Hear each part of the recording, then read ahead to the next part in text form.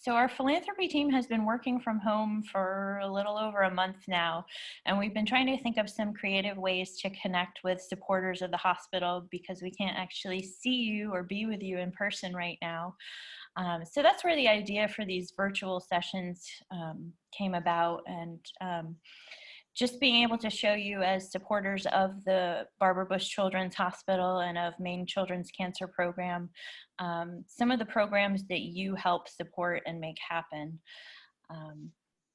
So this afternoon, as you know, we're going to be highlighting Abby, our hospital-based teacher at Barbara Bush Children's Hospital, and sharing the ways that this program benefits the kids. So we are grateful to have the one and only Abby Snyder here to join us and talk about her role. And then after we talk to Abby for a bit, we'll introduce our good friend Hazel, who is going to tell us what it's really like to work with Abby when you're a patient. And so I bribed her before this presentation. I did bribe her to say, figure out a few nice things to say. And now I see another face of somebody else that I hold near and dear to my heart, who I've worked with before as well. So you know who I am. Hi there. I'm delighted to be here. Well, thank you, Abby. Do you want to start by introducing yourself or telling us a little bit about yourself and how you came to be a teacher at BBCH? Yeah, sure. So my name is Abby Snyder, and I've been the hospital teacher for, believe it or not, about 8.5 years now. Prior to that, I was a classroom teacher in a multi-graded classroom in Portland. I taught there for centuries, pretty much, okay, more than 20 years. And had a very fruitful career there, but decided at one point that I wanted to change, and it wasn't so much about moving to a different school and having a different classroom experience. It was more trying to do something that I really loved in a different setting. So I always say the stars were aligned just the right way when I began looking, because this position for me was a gift from above. It really was something that I was really hoping I could find something in that sort of niche of teaching that would give me a different opportunity in my later years. So probably the way I found this position was due to the fact that I had a student a number of years ago who was diagnosed with acute lymphoblastic leukemia when he was a student in my classroom. And I sort of embraced his situation full on and because I was local, I worked very closely with him and his family to make sure he stayed connected with his schoolwork, with his classmates, tried to do fun things that would enable him to feel still connected with his friends in school. But I did learn at the time that there was a hospital-based teacher there. So it made me kind of curious. Wow, that would be an interesting thing to do someday. But at that moment in time, I was totally engaged in my classroom teaching and didn't think twice about it. But when I was looking for a new opportunity and the posting came up, I knew I had to work really hard to try and score this opportunity, because it's truly been the best career move it's the only career move I've made, but it has turned out to be a really incredible experience for me. Did I cover all the questions? Yeah. And I think we're glad to have you. I mean, not just today, but have you at BBCH. So just in case anyone's interested, are there any special kind of educational requirements or any special background that you needed to have to transition from the regular classroom to teaching at the hospital, or certifications? Well, I don't remember what the job description actually looked like. However, I know that the position requires a number of years of classroom experience, and so I fit that criteria. But I think that it's really not a teaching position that appeals to every teacher, because it comes with a lot of extra variables that classroom teachers might not appeal to them. So it's a very specialized form of teaching and working with an incredibly wonderful clientele that comes from all walks of life and different regions of the state. So it is something that I think not every teacher, like I said, would be interested in applying for, but I don't know that there are any particular qualifications other than classroom experience and some experience in special education, some experience in working perhaps with a chronically ill child, which I did have, and a lot of convincing, a lot of convincing. Oh, and I know the answers to some of these questions, but I think it's good to kind of to ask them because not everyone knows. But to your knowledge, do most children's hospitals have a hospital-based teacher on staff? Or Yeah, so I happen to be the only hospital-based teacher in New England. That might come as a surprise to people who are with us today. Boston Children's Hospital, as everybody knows, is a very big organization. They do have academic support for their patients, but they contract an outside company to support their kids as needed. And I'm actually part of a national organization, which it's a very small national organization. It involves, we have maybe 200, 250 members that are people like me from across the country who work in the same capacity. Some are hospital-based teachers and some are strictly school liaison who don't do direct servicing with kids in their schooling, but they work to help with school transitions and help establish 504 meetings and things like that. So a lot of the bigger hospitals across the country do have, some of them have as many as 15 or 20 hospital-based teachers. Those are hospitals that have like 700 beds of kids. So, and as a matter of fact, I was supposed to be in Dallas this week to participate in the annual conference that brings all of us together once a year. oh, it's a bummer to miss I that. know. But that just makes us all the more glad that we have you, as our hospital-based teacher, since you are the only one in New England, and we have you at BBCH. Can you tell us what I say typical, but what is your typical day like as the hospital-based teacher at BBCH?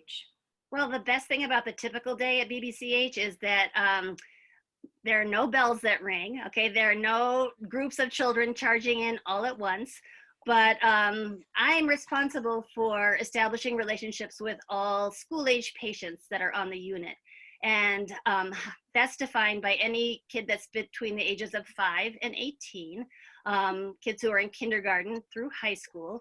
And basically, the way my day starts off is I access the kids' electronic records and establish who they are and why they're there, and make a class list, so to speak.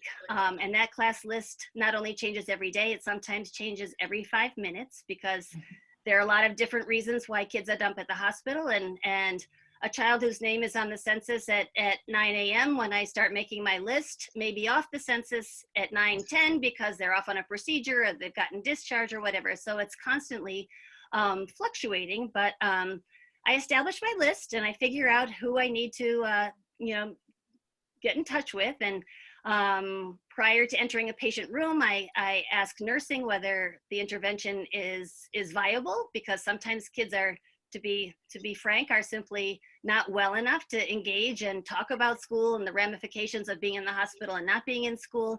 So I trust the judgment of the nurse, and if the nurse gives me clearance, then I introduce myself and offer my support, which comes in a lot of different ways. I guess in the best case scenario, when Hazel was what, in first grade, right? Was it first grade I first met you? Yeah, I think so. At any rate, Hazel, and fortunately she's been super healthy, and sadly for me, she hasn't needed to be in the hospital very, very much. But when she was in the hospital, when she was much younger, she was there for 2 weeks. And fortunately, she was well enough to engage in learning. And we established a classroom time for her. And every day she came to the classroom. And with her mom's consent, I collaborated with her teacher to get authentic assignments so that she was doing the exact same work that her classmates were doing at school. So that by the time she was out of the hospital and returned to school, she was where she needed to be, and maybe sometimes beyond, right, when you got back to school, because she's super smart. But and then there are many other circumstances, though. Sometimes kids are not able to do schoolwork while they're there.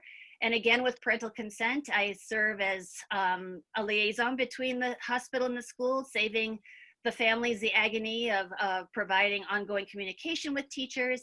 I do a lot of patient advocacy, especially for older patients, high school age patients who each passing day of high school is incredibly stressful. And so sometimes it's merely requesting the guidance counselor exempt a student or patient from a particular assignment, perhaps closing out a semester if they're in good academic standings.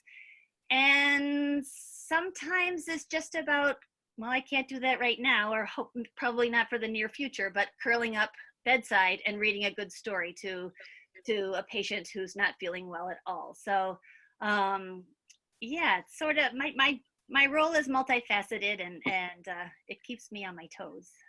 Yeah, yeah.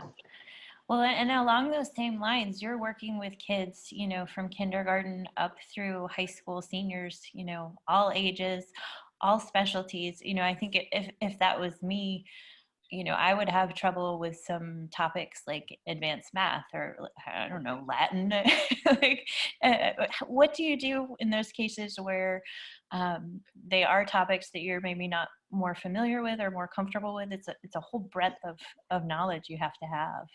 So one thing I do remember during my interview for the position that I hold is at one point I said, is there actually a person on the face of this earth that can sit next to a 5-year-old, an 8-year-old, a 12-year-old, a 17-year-old, and teach a 5-year-old how to read, a 8-year-old how to do multiplication, a 12-year-old how to, I don't know, learn the scientific method, and an 18-year-old how to do trigonometry or calculus or physics?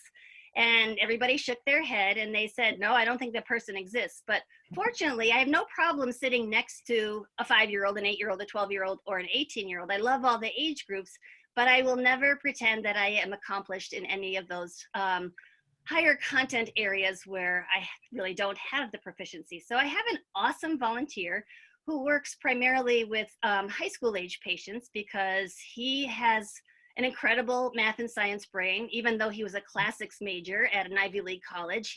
So he can help students with Latin, for example.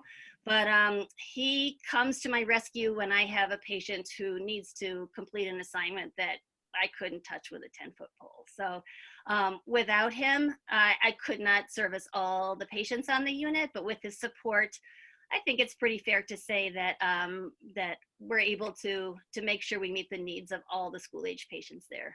But I never let him work with my younger ones. So.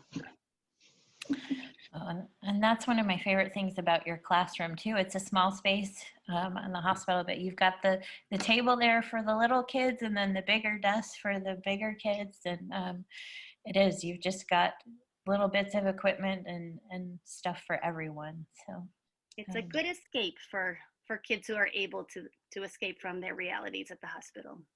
Yeah, and that's something, I mean, when I first started working at the hospital, I thought, oh, you know, that would be the one good thing about being hospitalized is you get to, you know, you get out of homework. You don't have to do homework. And I think quickly I learned otherwise, that it's just that sense of normalcy and keeping up with classmates and not worrying about falling behind for kids who are there more repeatedly or regularly throughout the year. So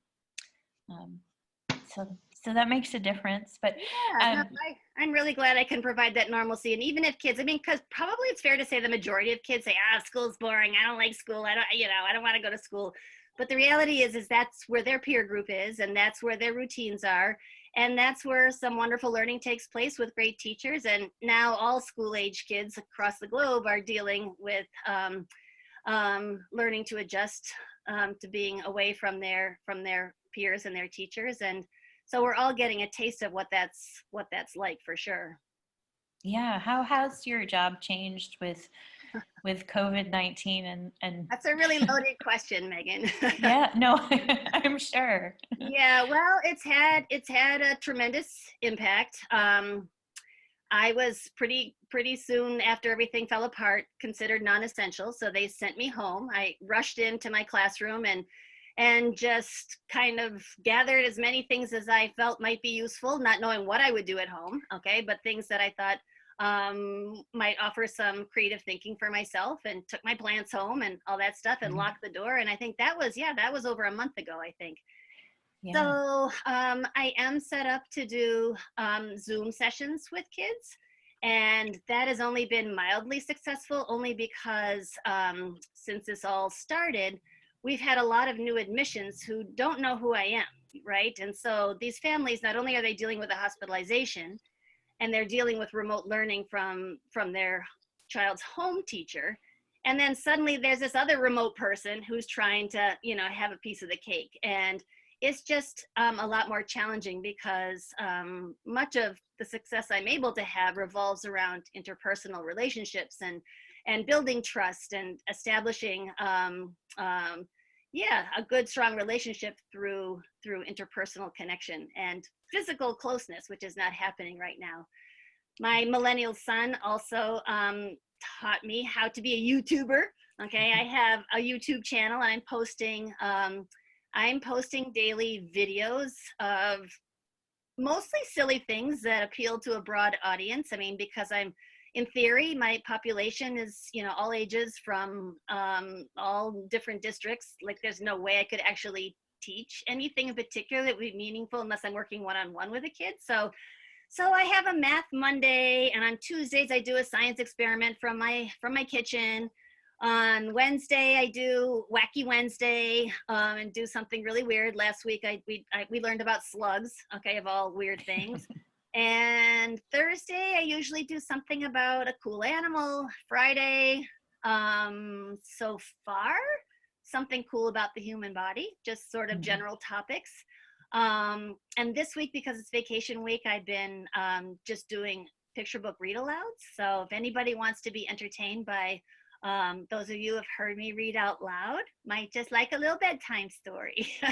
Yeah. But yeah, and that, to be honest with you, that also has been challenging because you know, sorry Hazel, but if you were, you know, admitted into the hospital tomorrow, you know that you and I would be like totally on Zoom. We'd be doing schoolwork together. You'd be looking at my videos. You'd be, you know, sending me messages about how corny I am.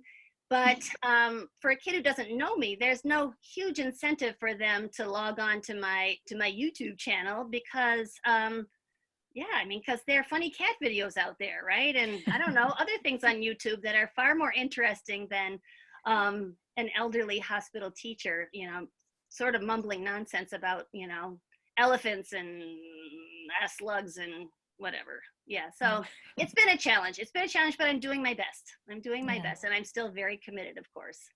Well, you are finding some creative ways to stay connected, um, and I'm sure that's appreciated at least by some of the regular patients, if not by everyone. And that was just one more thing I was curious if you could, I don't know if you can do this, but if you could say, like, what is your favorite thing about being a teacher at the hospital? Oh, you guys from philanthropy know how much I love my job, and it's hard. It's hard. There's so many things I love about my job, but you know, the fact that I do I'm able to form these relationships with just amazing kids who are dealing with all sorts of very challenging medical circumstances, and I think what's best for me is that, you know, if I can make even the smallest amount of difference, no matter what the circumstances, is just incredibly rewarding. And that's an understatement, you know. I mean, I was trying to think of an example. A number of years ago, there was a 7th grader who got admitted to Barbara Bush, and she was actually admitted into the intensive care unit. She was dealing with a pretty staggering oncology diagnosis. And when I went to meet the family, she was way more upset about missing school. She's like, her mind was completely away from what the doctors were talking about around her. Her parents were freaking out, and she's literally sobbing and saying, "But I missed my squid dissection. I can't go have my squid dissection."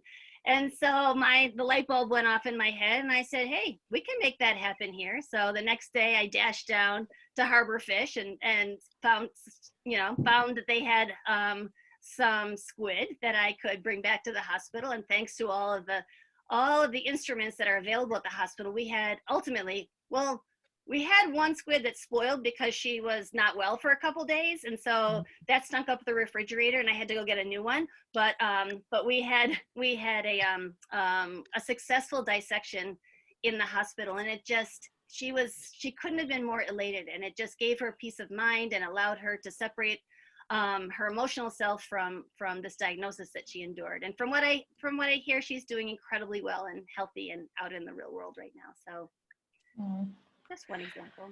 Oh, that's awesome. Squid dissection, I would not miss that. But it's important to have that sense of normalcy. So I'm going to stop myself because your classroom is one of my favorite spots in the hospital. I'm sure I could keep talking and ask more questions, but I want to make sure we have time for everything. So we are going to switch it up and check in with Hazel right now. But if any of you have questions for Abby that you're thinking of right now, please feel free to put those in chat and we'll get to those shortly. So as I mentioned, we have Hazel here with us today. She is joining us from home, but she has been a patient at the Barbara Bush Children's Hospital on more than one occasion. So she can tell us what it's like to be both a patient and a student at the Barbara Bush Children's Hospital. And you're welcome to put some questions in the chat for Hazel if you think of anything too. But, hi Hazel, thanks for joining us. Hi. Hi. Well, would you mind starting off by just introducing yourself and telling us where you're from and how old you are? Okay, I am Hazel LeClaire. I am 11 years old and I'm from Herman, Maine. And Herman, for those of you who don't know, is up kind of near Bangor. So Hazel, can you tell us a little bit about your diagnosis? Maybe when you were diagnosed or what your treatment plan looks like? Okay, I have cystic fibrosis, which is a disease that mostly affects the lungs and digestive system.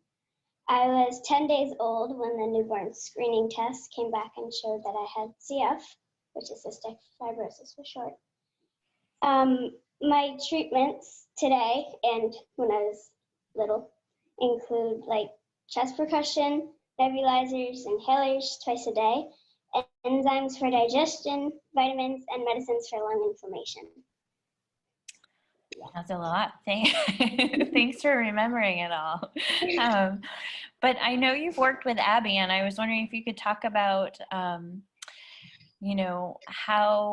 how having that hospital-based teacher has made a difference for you when you are inpatient at Barbara Bush.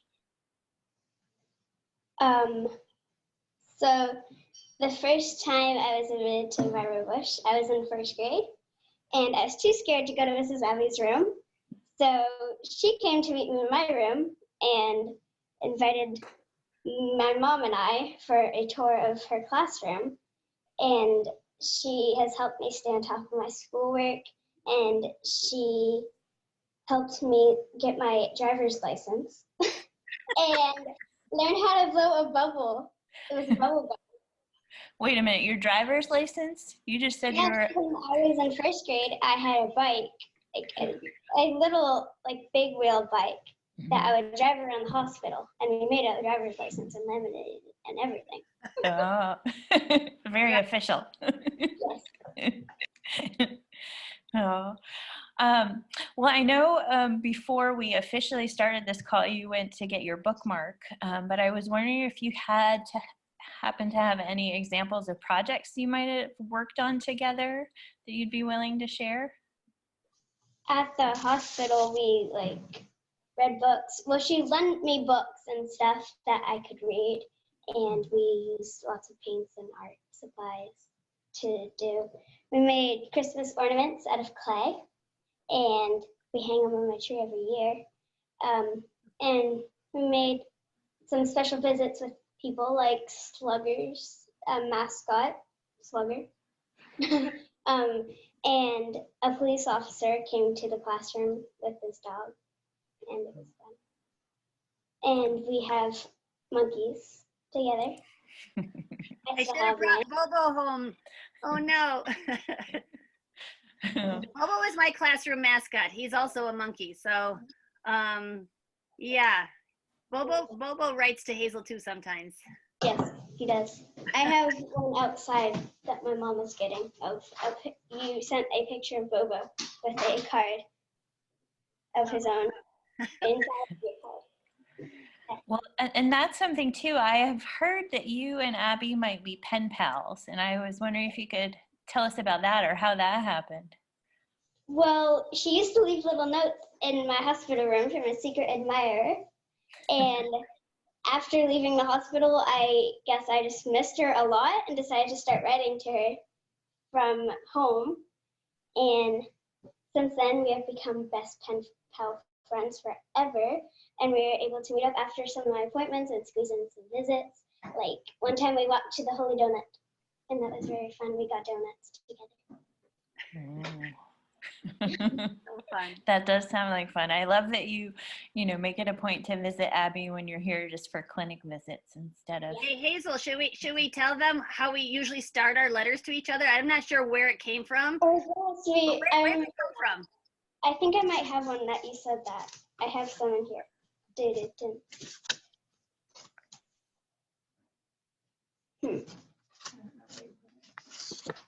Hazel gives me an excuse to make cards. Do you have a card that says "Moo" with that? No. You don't.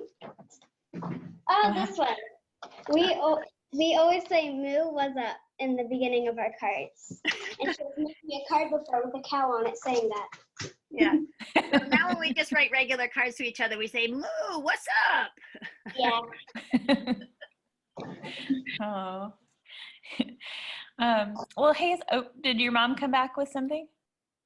Yes. No. No, that's okay. No worries. We put you on the spot. But when you're not at the hospital, what are some of your favorite things to do? At home, I like doing crafts and learning how to bake and like new recipes, learning a song to sing. Some sports I like to do are soccer, karate, and cheering. Yeah, you are one busy girl.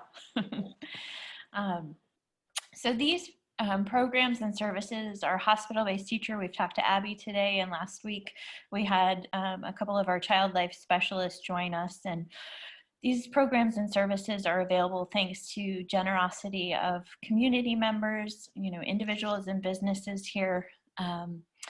Dunkin' Iced Coffee Day a few years ago provided support to endow the hospital-based teacher at the hospital and make sure that that position and that role would be available for students and patient students for years to come. But it's something that as donors and supporters of the Barbara Bush Children's Hospital and the Maine Children's Cancer Program, you all make that possible too. Whether it's buying an iced coffee on Iced Coffee Day or donating books to the library so that Abby has books to read with, little kids all the way up to those advanced high school students. Helping us with supplies for science experiments or arts and crafts projects. All of those things add up and you help make a difference to our patients here. And for that, we can't thank you enough. Yes, thank you. Thank you. Thank you. Well, Abby, thank you too. Thanks for not only being here and letting us put you on the spot, but for being the teacher and being there for our patients. And Hazel, thank you for giving us that inside scoop on what it's like to be a student in Abby's classroom. And I do want to check in with Kate right now and see if we have any questions that have come through in the chat or questions or comments. One question that came through, Abby, what are some of your favorite teaching tools? Ooh. Well, for anybody that's been in my classroom, know that I have a multitude of books, an incredible collection thanks to generous donations from here, there, and everywhere.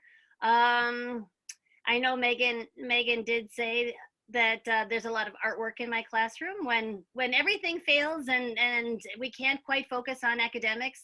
I use art as a medium to engage kids in learning and creativity.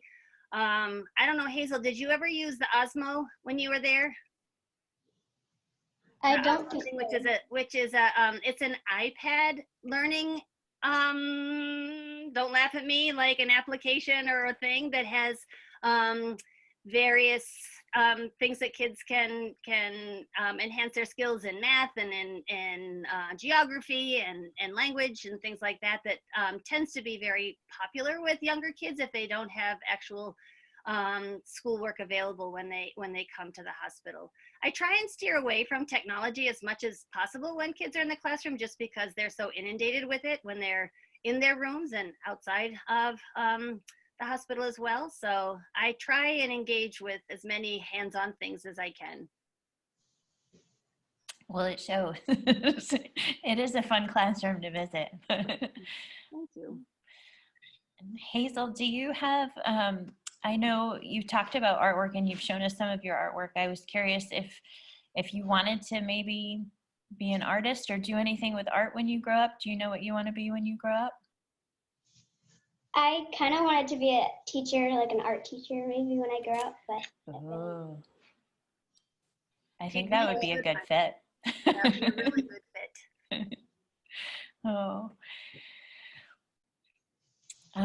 Well, thank you all for joining us today. It looks like we're getting close to the end of our time and getting ready to sign off. But Abby or Hazel, do you have anything you'd like to add or any last stories to share? Hazel, what's the name of that little clay head that I still have on my desk? I forgot. You still have that? I still have that, and I still have our cats, our 2 cats that we made. Remember I that? think you sent one of those to me. I have one of those in my room. One of the cats? Yes, you sent a cat picture that we made. Oh, well, and in the meantime, there's another patient who drew a cat as well, and I actually just see a chat message from that person who drew a cat that added to a cat display in the classroom. So, yeah, I just wish we could all be together. I'm glad that Hazel is staying out of the hospital, and any other friends. I can only see one other hospital friend right now, but I hope you guys all stay out of there, but know that I still have a very big place in my heart for each of you. And yeah, just don't come back. If you can help it. And thank you to anybody who's out there considering supporting the Barbara Bush Children's Hospital. Your support will be very meaningful for sure. Yeah, and on behalf of not just Abby and Hazel, but the whole philanthropy team, I just want to thank you all for joining us once again and for the support that you have shown to the Barbara Bush Children's Hospital and our main children's cancer program. As a reminder, we do have a miracle meetup scheduled to happen next Thursday, again at 4, and we'll be featuring our pet therapy program. So keep an eye out for that invitation. And I'm going to put up a final slide here in case anyone has questions and wants to reach out to us again, or if you want us to add you to our email newsletter list, anything like that, don't hesitate to reach out. And just thank you all so much for being here today. We appreciate your support, and thanks for joining us, and stay healthy.